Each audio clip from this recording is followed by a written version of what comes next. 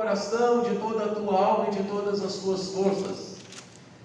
E essas palavras que hoje te ordeno estarão no teu coração, e as ensinarás a teus filhos, e delas falarás assentado em tua casa, e andando pelo caminho, deitando-te e levantando-te.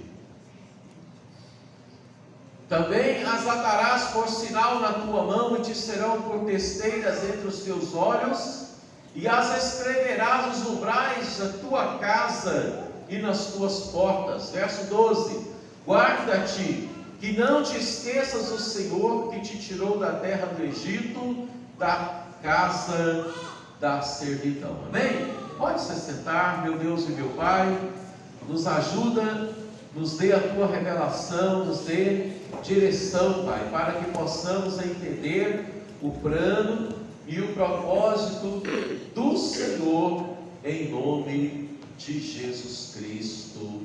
Amém. Amém. Queridos, eu acredito que esta é uma das passagens onde Deus, tanto é que ela é repetida, ok? Todo o livro de Deuteronômio é repetido, ok? Ele é repetido. É um resumo dos primeiros 4 livros da Bíblia. Moisés, ele começa a repetir aquilo que ele julgou mais importante nos primeiros 4 livros, então ele coloca repetindo. Então, quando ele pega aqui o capítulo de número 6, e quando ele vem falando, ele vem repetindo os mandamentos, e ele vem falando da importância de nós ensinarmos as pessoas próximas a nós, amém? De nós orientarmos as pessoas.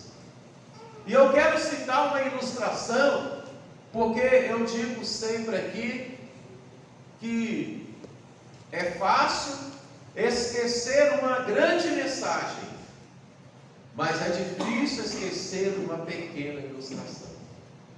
Então, que você grave essa pequena ilustração que eu vou fazer, para você não ficar preocupado em gravar a grande mensagem. Amém? Eu acredito que a grande maioria de nós sabe que se você pegar um cachorrinho, dar comida para ele 3 dias, ele se torna seu amigo para o resto da vida. Alguém tem essa consciência? Sabe disso? A fidelidade a um cachorrinho? Eu posso dizer também outros animais, mas vamos colocar o cachorro, não é isso? O cãozinho, ele se torna seu amigo. Agora o ser humano, você pode dar o melhor para ele 30 anos, 3 dias é suficiente para ele se tornar seu inimigo. Menos que 3, né? Vou usar 3 para não menosprezar o cachorrinho. Olhe e presta atenção, amém, queridos? Presta atenção. Lá na minha casa, onde eu moro, é muito comum eles deixarem cachorros lá, porque é uma área um pouco erma, e a pessoa não quer cuidar do cachorro. Ou a cachorra deu 7, 8 filhos, e ele não tem como. Então, em vez de ele levar para adoção, procurar alguém, aí ele abandona esse cachorro. Isso é uma injustiça. É uma injustiça. Eu me lembro quando eu fui para lá, comecei a construção. Aqui o Luizinho, que me abençoou e continua me abençoando, ajudou a construir praticamente toda a minha casa. E sempre eu passava na padaria para comprar pão para mim e o Luizinho, e pastor Antônio, Zé Vicente, tantas outras pessoas que me abençoou na construção daquela casa. Aí eu comprava pão para nós, mas eu comprava uma sacola de pão também, porque lá tinha muitos cachorros. E desses cachorros criamos vínculo, e a gente acabou deixando um dia, a mãe deles ganhou um bebê e acabou ficando lá em casa. E ele tornou amor, ele fica com aquele amor na gente. Então essa é a ilustração. Trata de um cachorro 3 dias, e ele se torna amigo para o resto da vida. trata uma pessoa mal 3 dias e ele se torna sua inimiga ou seu inimigo. Então, queridos, olha para essa questão. Porque muitas correntes ideológicas hoje, em nossos dias, eles querem que excluamos a Bíblia da educação infantil. Tem muita gente, querido, presta atenção nisso. Tem muita gente que está querendo excluir a Bíblia da educação infantil. Eles não querem que a Bíblia seja o manual de fé.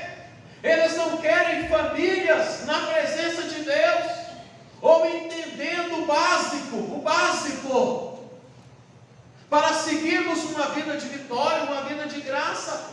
Queridos, a palavra de Deus é o alicerce que sustenta a casa, para que a família permaneça inabalável, amém? Porque, a palavra de Deus, eu falo isso porque eu tenho experiência, querido. Eu não ouvi ninguém dizer, né? Eu tenho 3 filhos, 2 genros, uma neta e uma esposa, 39 anos, até que a morte os separe.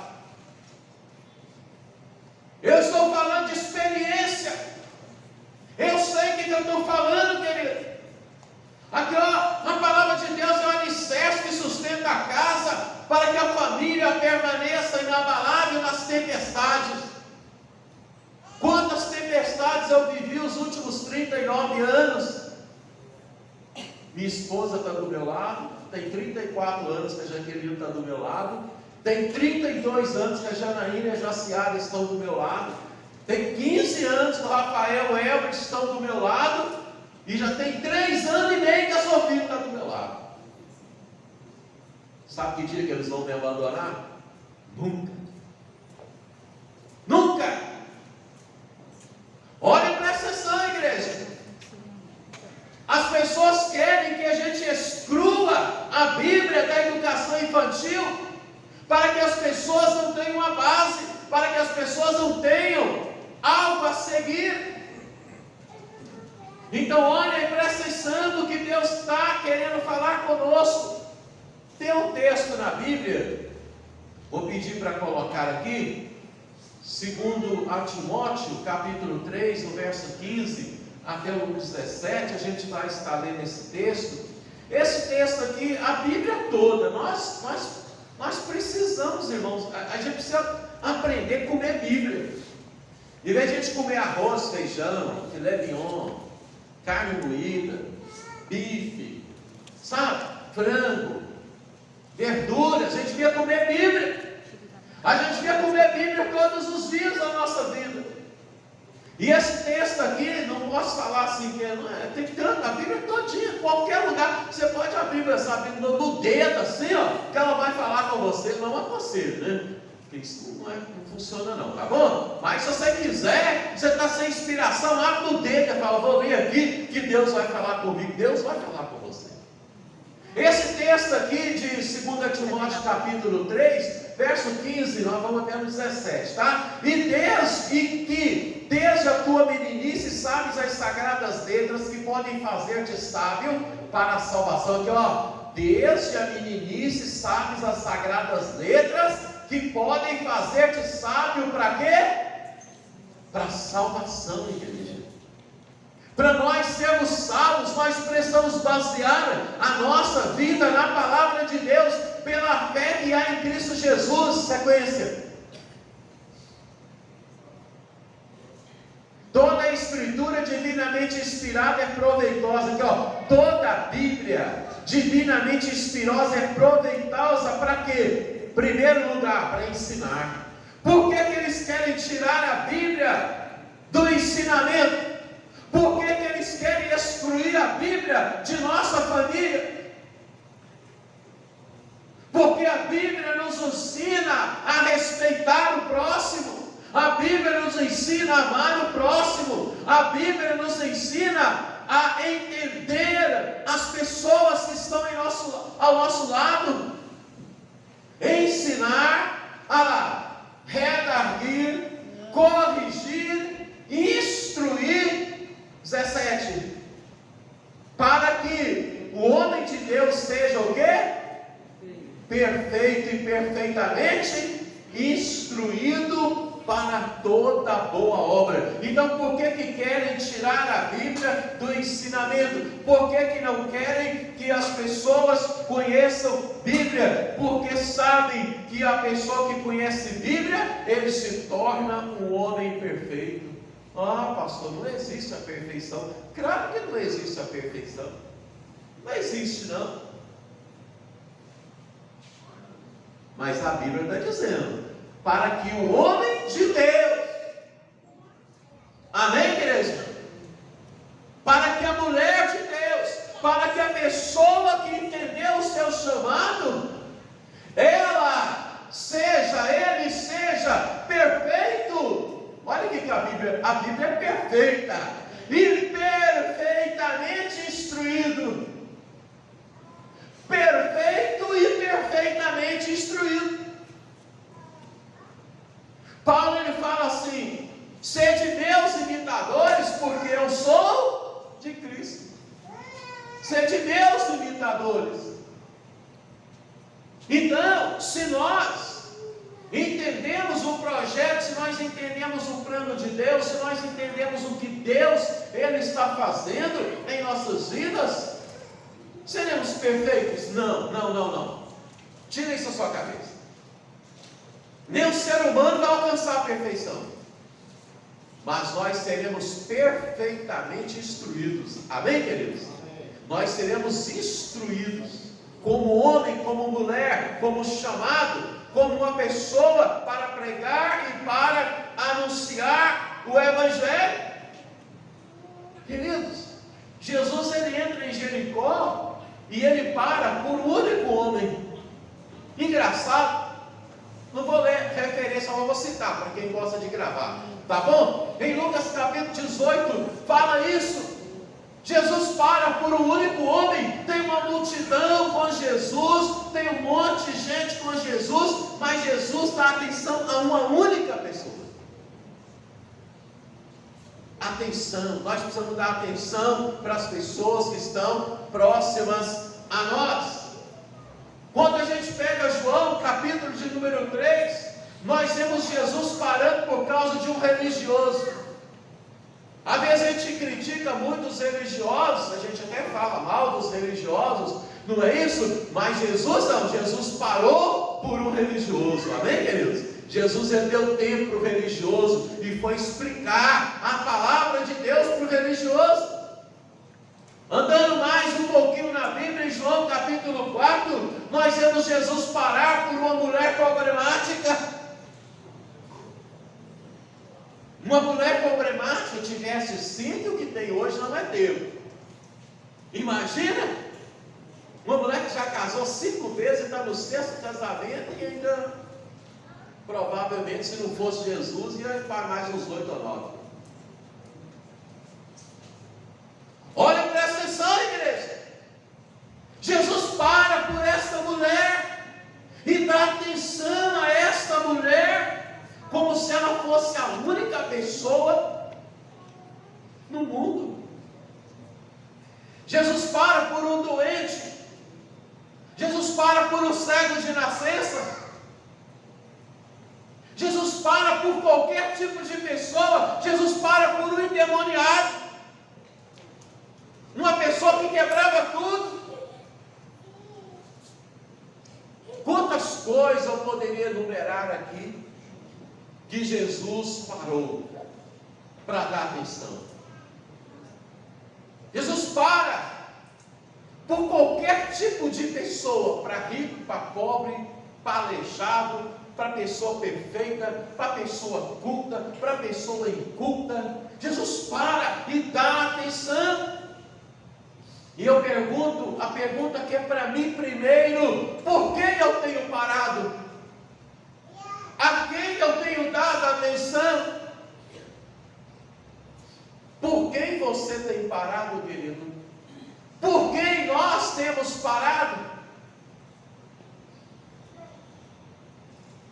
Eu já disse aqui na igreja várias vezes, e eu vou repetir hoje: pastor, profeta, não tem tapete vermelho estendido para ele.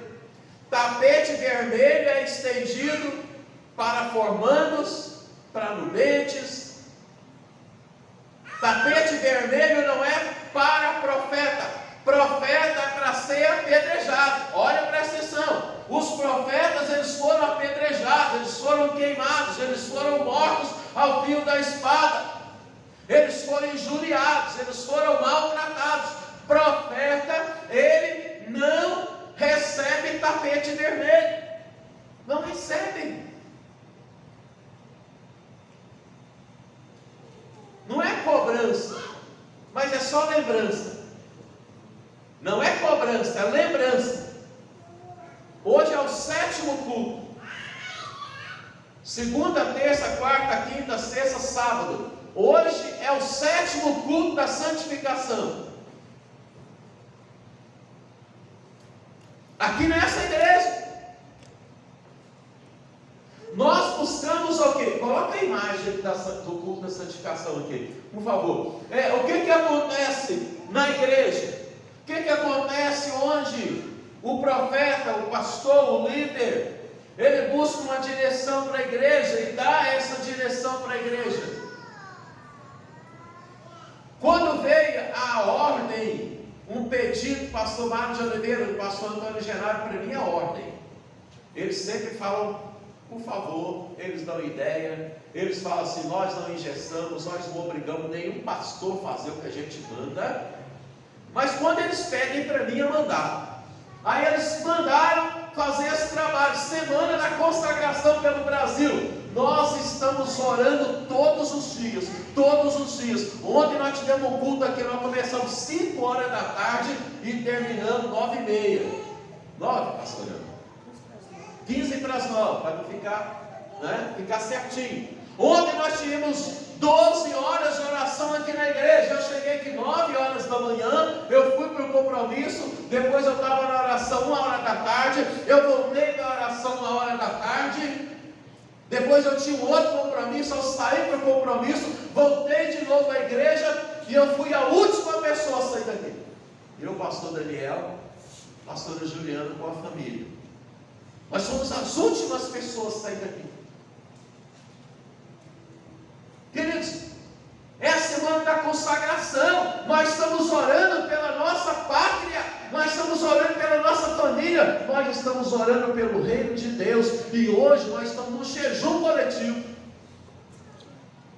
Hoje nós estamos em um jejum coletivo. A nação brasileira está jejuando hoje. Nós estamos abstendo de alimentos. Eu estou tomando água. Mas nós estamos em um jejum coletivo pela nação. Tem pessoas que não podem jejuar por problema de saúde, ok? Você não tem que jejuar porque o pastor manda, não. O pastor não manda. Agora 90% das pessoas não fazem porque não querem. 90% não fazem porque não querem. 10% não pode. E tem aqueles que nem sabem do jejum coletivo. Quem não sabe do jejum coletivo, não levanta a mão, não, pelo amor de Deus. Mas quem não sabe do jejum coletivo é porque não está sintonizado com os problemas que o Brasil está vivendo. Porque todo o povo evangélico hoje está de joelho. A nação brasileira evangélica, cerca de 30%, 32% da população evangélica hoje está de joelho, orando pela nossa nação. Mas tem gente que não consegue. 6 cultos, ele não consegue nenhum. E é capaz de ficar chateado com o que eu estou falando. É capaz de ficar aborrecido porque o pastor está vendo. Não, eu não estou chamando a atenção, eu estou pregando. Eu estou pregando a palavra de Deus, Deuteronômio capítulo 6. Coloca a palavra de Deus nos braços dos teus filhos, entre os olhos dos teus filhos, os ensina para que onde eles passarem, todos saibam que eles são crentes, que a sua casa seja identificada como uma casa de crente. É isso que está escrito na Bíblia. Que os umbrais da sua casa, que a porta da sua casa sejam identificados como casa de crente. Para quê? Para que você se torne um homem, uma mulher perfeitamente instruído. Instruído para quê? Para ser um vitorioso, para ser uma vitoriosa. Amém, queridos? Para ser um vitorioso, para ser uma vitoriosa. Aqui, ó, queridos, você acha que se fosse fácil pregar o Evangelho, você acha que eu estaria aqui? Eu não estaria aqui pregando. Você pode escrever isso, porque de onde eu vim, a ordem do meu pastor foi essa: vai para lá e muda a história da igreja do bairro Independência. Vai para lá e muda a história da igreja do bairro Independência. Foi a ordem do meu pastor que eu recebi há 17 anos. Por quem nós temos parado para pregar o Evangelho? O Salmo 81, ele fala assim: se o meu povo me tivesse ouvido, é o lamento de Deus. Se o meu povo tivesse me ouvido. Se o meu povo tivesse me ouvido. Você conhece algum filho que se deu mal na vida porque não ouviu seus pais? Eu conheço.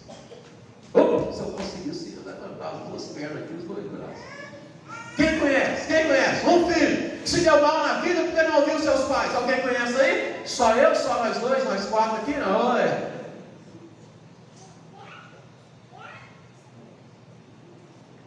Imagina Deus, o nosso Pai Celestial. Imagina o nosso Deus, a sua perfeição, que Ele fala que todo homem de Deus, o homem que é ser humano, ele precisa ser perfeitamente instruído na palavra de Deus. E aqui o salmista está falando: se meu povo tivesse me ouvido. Isso é um lamento de Deus: se o meu povo tivesse me ouvido. Então nós precisamos entender, Deus tem o melhor, mas a nossa negligência nos afasta do melhor de Deus. Deus tem o melhor para nós, mas a nossa negligência nos afasta do melhor de Deus. Quando nós negligenciamos o nosso chamado, quando nós não compreendemos o que Deus tem para nós. Eu estava estudando esses dias, e Deus me deu uma frase, eu até postei lá nas redes sociais: quem quer obter leite não deve ficar sentado em um tamborete no meio do campo, esperando que uma vaca se aproxime. Todo mundo sabe, hein? Quem não sabe eu vou ensinar agora, tá bom? Para tirar leite, o que o vaqueiro faz? No dia anterior, ele prende o bezerro, ok? Porque senão o bezerro vai beber o leite tudo, tá certo? Ele prende o bezerro, de manhã ele traz a vaca próxima ao bezerro, ele pega o bezerro, deixa o bezerro sugar as tetas da vaca, e quando ele começa ali, a vaca, a gente chama de soltar o leite, aí ele amarra o bezerro no pé da vaca, dá a impressão para a vaca que o bezerro está mamando, e o tirador de leite está ali, ó. E para o tirador de leite tirar o leite, hoje tem um sistema moderno aí também, hoje não, tem muito tempo já, tá bom? Mas pula essa parte, eu estou falando a coisa normal de alguns anos atrás, ok? Aí o que o tirador de leite faz? Ele assenta, já tem um banquinho amarrado aqui no bumbum dele, ok? E ele assenta e ele tira o leite da vaca, tá certo?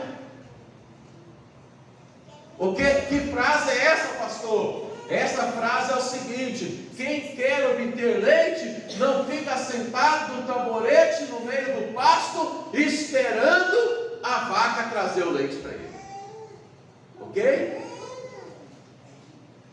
Porque se acontecer isso, se a vaca trouxer o leite hoje, amanhã a pessoa falar assim: cadê o Todd? Traz o Todd, a gente vai falar com a vaca: mas você esqueceu de esquentar ou está morno? Não, eu gosto gelado. Você está entendendo, querido? Então, olha, presta atenção. Nós precisamos entender o que a palavra de Deus está falando, queridos. A atitude que tomamos hoje define o nosso futuro. A atitude que tomamos hoje, ela define o nosso futuro.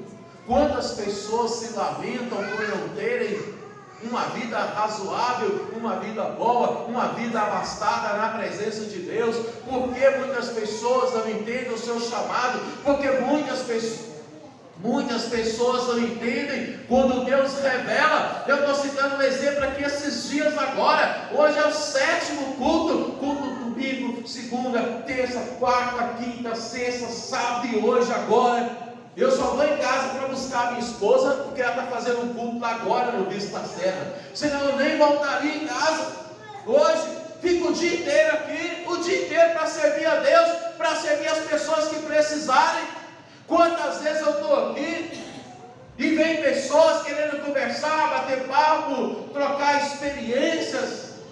Eu estou aqui, eu me sinto útil, eu me sinto perfeitamente usado por Deus, amém, queridos? Perfeitamente usado por Deus para entender o que Deus ele tem preparado para as nossas vidas. Nós vamos colocar uma imagem aqui do 6 do 9, viu, pastor Daniel? Pode olhando para ela, não tem problema não, tá bom? Aqui. Teve uma vez aqui na igreja, já tem um bom tempo, eu distribuí para a igreja uma imagem de 2 burrinhos pastando. Algumas pessoas ficaram ofendidas. E não entenderam a imagem.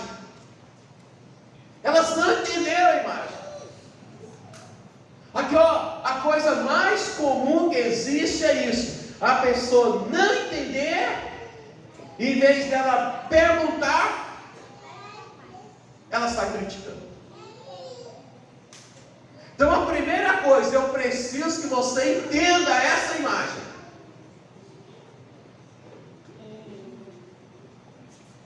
Olha lá, ó. O 6, eu estou aqui. É o 6. E se você está aqui? Que número que é? 9. Presta atenção. Eu preciso que você entenda essa imagem.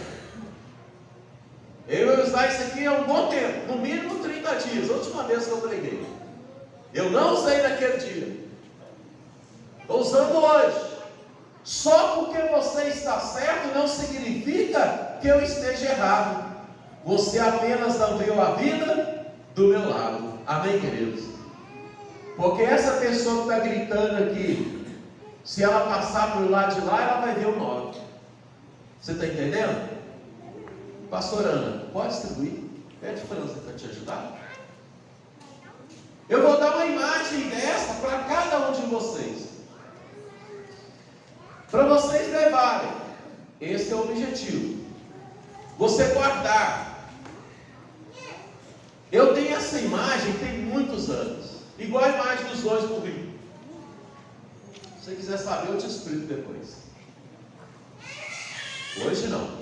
Não, explico hoje, não agora, porque temos outro projeto. Ok? Eu preciso que você olhe para essa imagem e você abre a mente e a cabeça para você olhar do outro lado.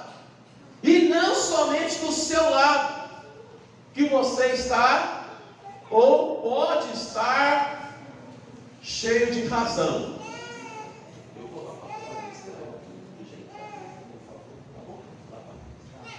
Ó, todos receberam? Agora eu quero que você fique de pé no seu lugar. Eu vou pedir um favor para cada um de vocês que estão aqui. Amém? Um favor. Eu quero que você levante e eu quero que você passe por essas cadeiras aqui, ó. Levante aí, por favor. Venha aqui para essas cadeiras. É um favor. O Rubens já está, ó. Entendeu a visão, ó? Glória a Deus.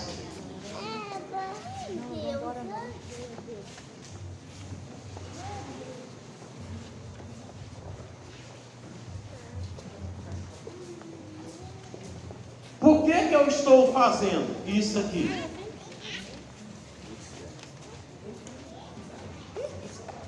Eu quero explicar, sabe, queridos? Primeira imagem. Você entender a imagem, ok? E você vê que nem sempre você vai estar certo. E que o outro lado, ele pode estar certo. Se você quiser fazer uma pesquisa, eu desafio você a pegar uma das minhas filhas. Pode sentar. 34 e 32 anos elas têm. Eu desafio você a pegar uma das minhas filhas, ou a minha esposa, 39 anos de convivência, ou um dos meus dois gêmeos, 15 anos de convivência, ou a minha neta, 3 anos e meio de convivência. Eu desafio você a falar mal de mim com essas pessoas. Eu desafio você. Fala mal de mim para elas, para uma dessas pessoas. Fala assim: o pastor, ele é ladrão. Seu sogro, ele tem um amante. Fala com os meus genros dele. Fala para uma das minhas filhas, por exemplo, que eu não pago minhas contas. Fala para uma dessas pessoas que eu estou citando aqui que eu não sou homem de Deus. Fala para elas.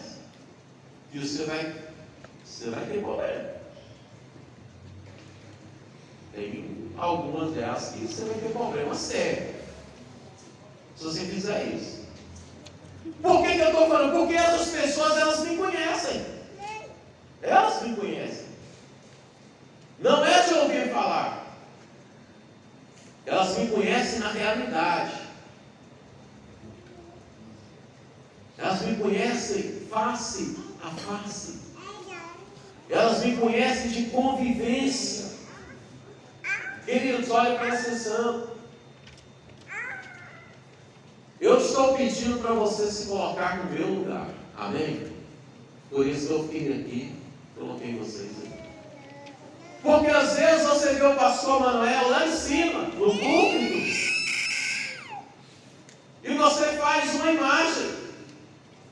Agora, por que será que eu faço essa imagem do pastor Manuel? Eu quero ler um texto bíblico. Você está com a Bíblia aí? Quem está, abre aí. Mateus capítulo 28. Mateus capítulo 28 fala da ressurreição de Jesus, a aproximação das mulheres do sepulcro, chegando e não encontrando o corpo de Jesus. Se você não sabe, você descobre agora. Tinha soldados romanos, da guarda romana, guardando o corpo de Jesus para que ninguém roubasse o seu corpo.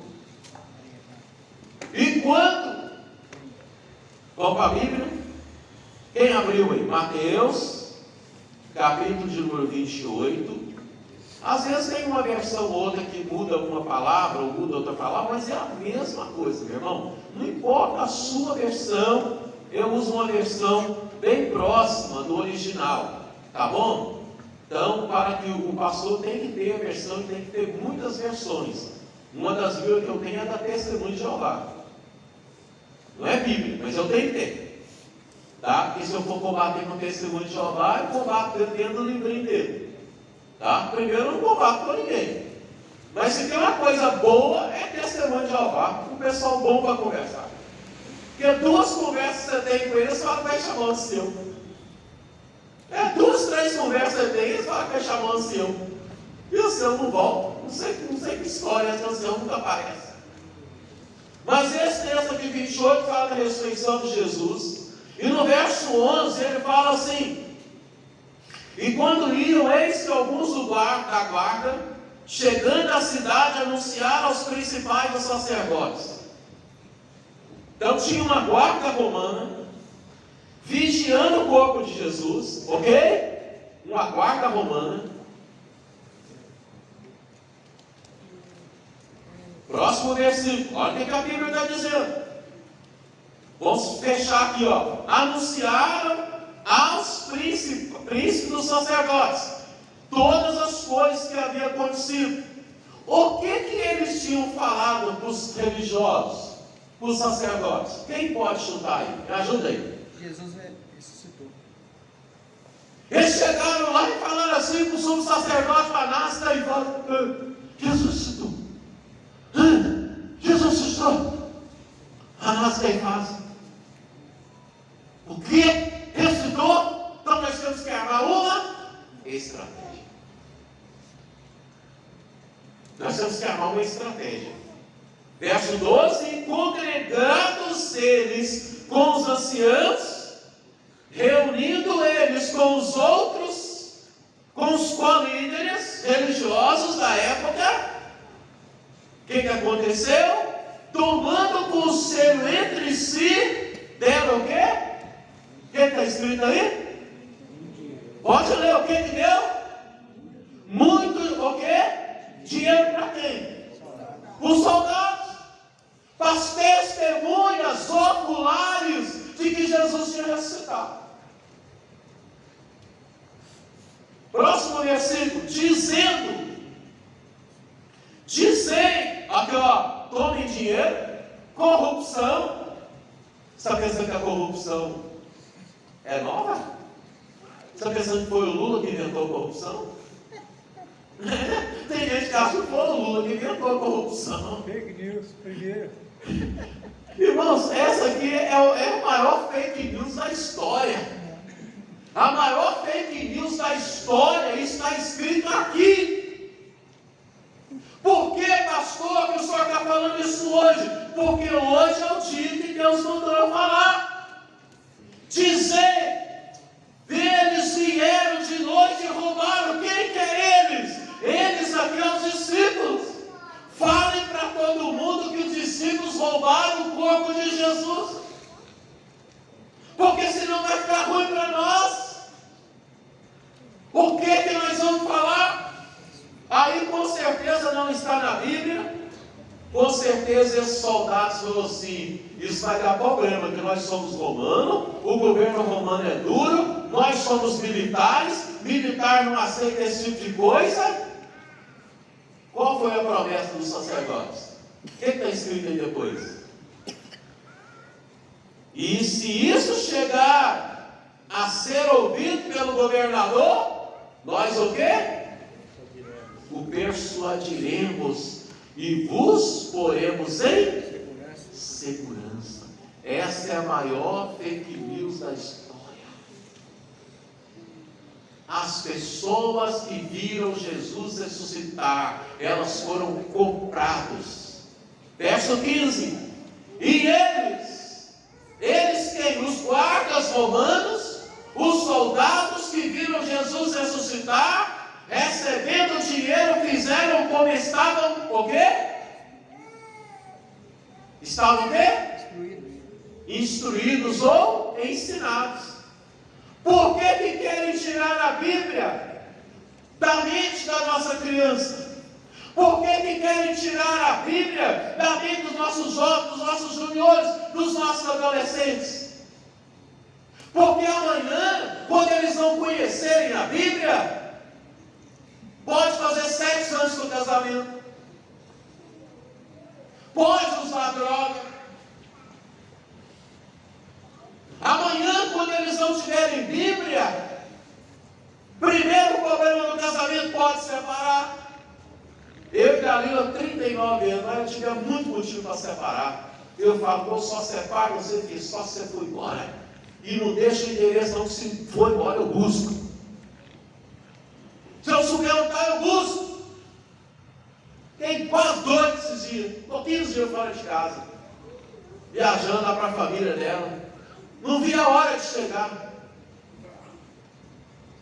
Olha, presta atenção, meu irmão, minha irmã. Por que querem tirar a Bíblia de nós?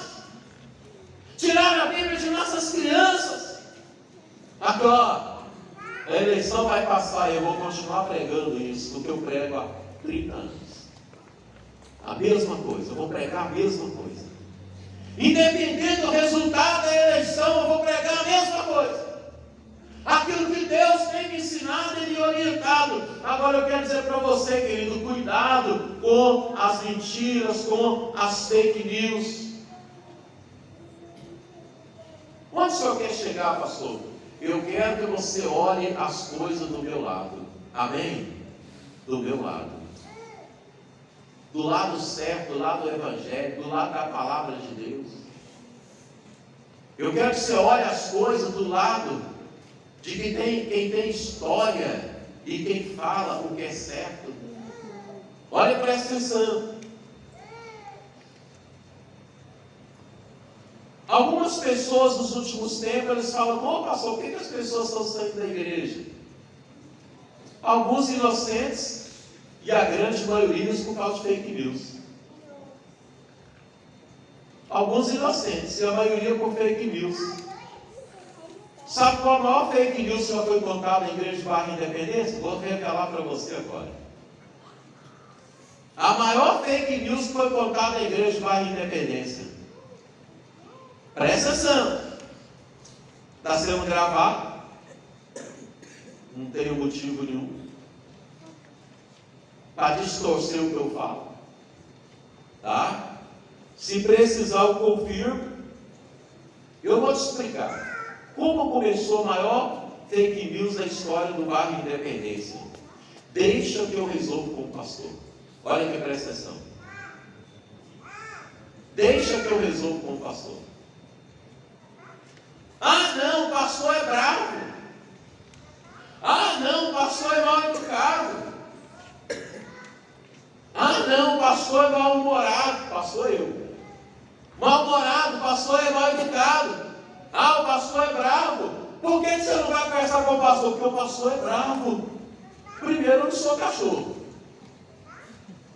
para ser bravo. Esse é o primeiro ponto. Bravo que eu conheço é cachorro. Segundo, qualquer pessoa que chegar a mim, eu atendo. Tenho tempo para todo mundo. Converso com todo mundo. Então, quando essa fake news ela foi contada no meio da igreja, de que o pastor é bravo, que o pastor é mal educado, isso é mentira. Você sabe quem que eu sou? Sério, crente e responsável. Isso eu sou. Eu sou sério, eu sou crente, eu sou responsável. Sou responsável pelas minhas atitudes. E eu não tenho compromisso com a maioria. Quer gravar? Eu não tenho compromisso com a maioria. Eu tenho compromisso com a verdade. Eu tenho compromisso com a palavra de Deus. Esse é o meu compromisso com a palavra de Deus, querido. Com a verdade. Eu não cedo à pressão, fico tranquilo, não fico lamentando, reclamando da vida. Sou sério, responsável e verdadeiro. Isso eu sou. Por que eu falei para você pesquisar com a minha família para saber quem eu sou? Pesquisa com algumas pessoas que levam a igreja do bairro Independência a sério, para ver a nossa responsabilidade, a nossa seriedade. Porque senão, queridos, nós não vamos conseguir entender o que Deus está falando. Se você pegar a Bíblia lá em Gênesis, você vai ver o primeiro problema. 2 irmãos. Se você for e olhar o diálogo que Deus teve com Caim quando ele matou Abel, presta atenção nisso. Cadê seu irmão? Será que Deus precisava perguntar? Ele só queria a resposta de Caim. Caim virou e falou: acaso sou eu tutor do meu irmão? Olha a resposta que ele deu para Deus. Presta atenção nisso, querido. Acaso eu sou tutor do meu irmão? Ele tinha matado o irmão dele. Acaso eu sou tutor do meu irmão? Queridos, olhe para essa atenção. A pessoa, quando ela está envolvida com o mal, pergunta para o traficante ali, para o dono da boca de fumo, se ele está errado. Não, ele está certo. A pessoa já matou 5, 6, 7, 8, 9, 10. Fala com ele para não matar mais. Ele fala, vou matar até morrer. Ou você nunca ouviu isso? Eu tinha um presidente de jovens na igreja do bairro Santa Cecília. O cara era fera. Roberto, né, pastor Gelson? Lembra? Roberto? O cara era fera. Bom líder. Excepcional. Recuperado das drogas. A última vez que eu abracei o Roberto, ele estava com um monte de arma na cintura assim, eu estava até pesado assim, de tanta arma que ele estava. Eu abracei o Roberto e falei, Roberto, Jesus te ama. Ele falou, pastor, não tem jeito comigo. Não tem jeito comigo. A última vez que eu vi, eu falei, tem jeito, Roberto. Tem jeito. Nesse dia eu estava bebendo cerveja, participando de um momento ali que não era legal.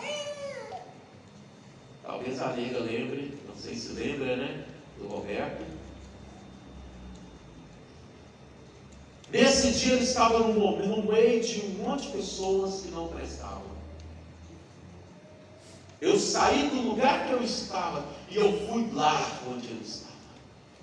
No meio de todo mundo que não prestava. Ele se levantou e veio ao meu encontro e me abraçou. Se essa tivesse sido a última oportunidade que eu tive para falar no olho dele, eu fiquei. Tem jeito, Roberto. Daí uns dias ele ligou para mim. Ele falou, pastor, eu pedi umas pessoas lá na igreja para me passar o número do senhor. Elas ficaram com medo de passar. Muito conhecido do bairro. Aí eu liguei para fulano, que é seu amigo. Ele não teve medo de passar o seu telefone. Por isso eu estou ligando para o senhor. Eu estou em outro estado.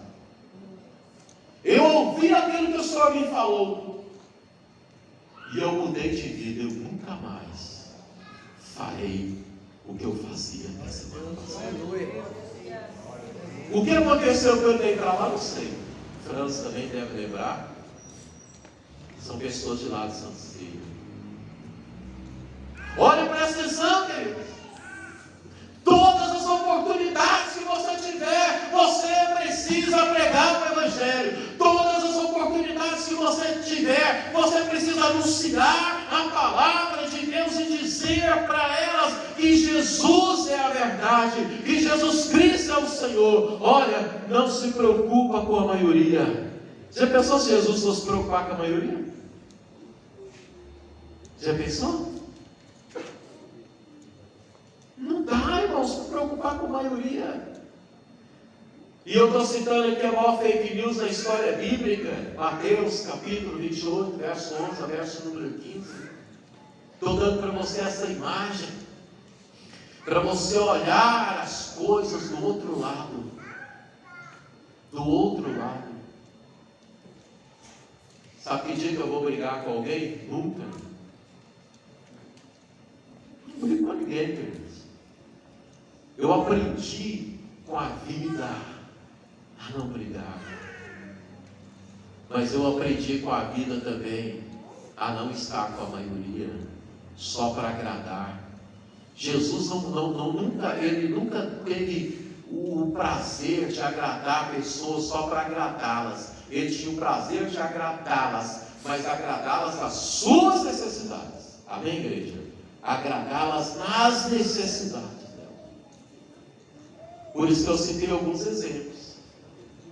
O endemoniado, o cego, aquela mulher que já tinha tido 5 que ela tem agora não é dela mais, e tantas outras histórias que nós vemos Jesus, Ele atendendo as pessoas com amor, com carinho. Então, querido, olha, presta atenção, quero que você leve essa imagem para você, e olha do outro lado, olha do outro lado, não olha só do seu lado não, porque se você estiver aqui, você está com a razão. De vez em quando a gente tem que passar do lado de cá, aí nós vamos ver, opa, realmente não era 6, não era 9. Mas se você voltar para cá, você vai, opa, não é 9 não, é 6. O 6 não mudou, nem o 9 mudou. Quem mudou foi a sua posição. Amém? Quem mudou foi a sua posição. O 6 continua no mesmo lugar.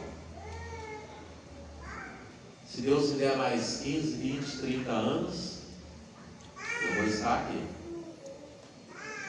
debaixo da autoridade da Igreja do Evangelho Quadrangular. Se eles quiserem, eu vou.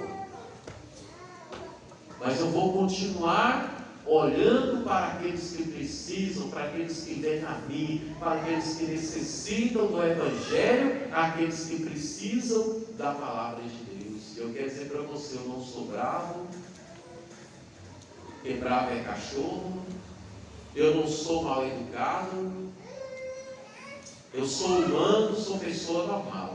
Amém, queridos? Pessoa normal. Agora eu nunca fiz questão de ficar com a maioria. E eu repito, a maior fake news dessa igreja, da Igreja do Bairro Independência, é dizer: o pastor é bravo, deixa que eu resolvo. Não, você não precisa ir no pastor Manel, não. Eu resolvo as coisas com ele. Então, que a gente entenda e compreenda o que a palavra de Deus tem para nós. Deuteronômio capítulo 6, verso 5 até o 9 e verso 12. Ensina a criança no caminho que ela deve andar. Coloca a Bíblia entre os olhos dos teus filhos, nos braços dos teus filhos. Coloca a Bíblia, a palavra de Deus, na porta da sua casa, nos umbrais da sua casa, para que todos saibam que você é crente. Amém, queridos? Para que todos saibam que você é filho e que você é uma filha de Deus. Curva a sua cabeça, meu Deus e meu